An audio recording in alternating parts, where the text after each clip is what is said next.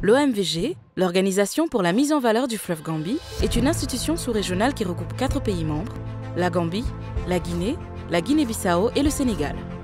En février 2017, l'OMVG a lancé un ambitieux projet énergie pour la construction d'un barrage hydroélectrique à Sambagalou, dans la région de Kédougou, et d'une ligne électrique d'interconnexion.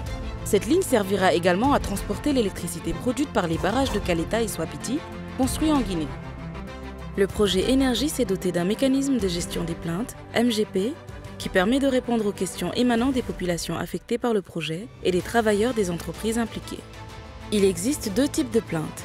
Les plaintes non sensibles, portant sur les activités liées à la mise en œuvre du plan de gestion environnementale et sociale, qui peuvent être formulées par toute personne affectée par le projet, ou PAP, et portent sur les indemnisations, la réinstallation, le rétablissement des moyens de subsistance ou l'impact environnemental des travaux, et les plaintes entreprises liées au travail, à la santé, à la sécurité et à l'environnement dans le lieu de travail.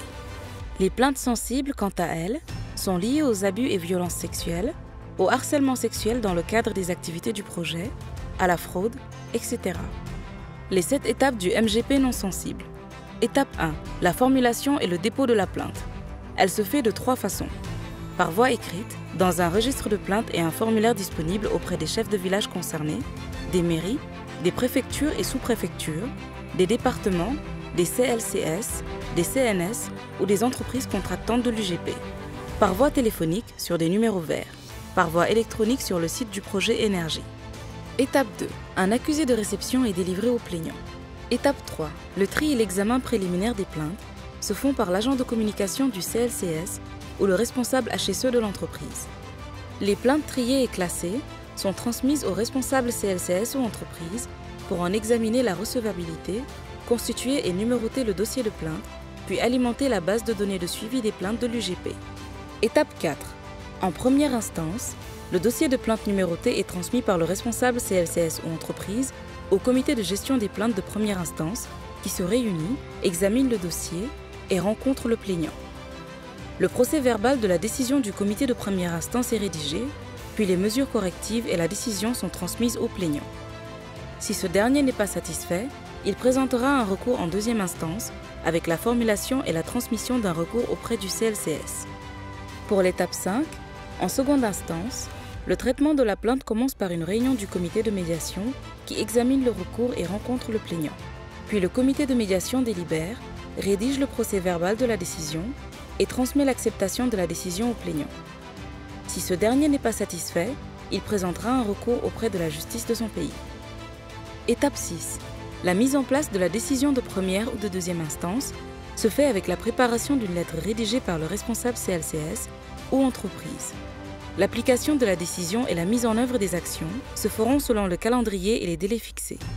20 jours pour les plaintes PAP, 7 jours pour les plaintes entreprises, avant la préparation d'un rapport de mission de terrain. Étape 7. La clôture de la plainte se fera au plus tard 60 jours après le dépôt de la plainte, avec la signature par le plaignant d'un formulaire de clôture de plainte, transmis ensuite au CLCS, puis archivé. Les principales étapes du MGP sensible. La formulation et le dépôt de la plainte se feront de manière confidentielle, par courrier, anonyme ou non, ou physiquement auprès du système OMVG, c'est-à-dire le Haut Commissariat, l'UGP, le CNS ou les CLCS, auprès de l'entreprise ou des espaces communautaires désignés à cet effet, par téléphone, via le numéro vert mis en place, par voie électronique sur le site du projet Énergie. Le comité de réception des plaintes du système OMVG ou de l'entreprise enregistre la plainte et orientera la survivante vers les services médico-sociaux dans le cas d'une plainte non anonyme.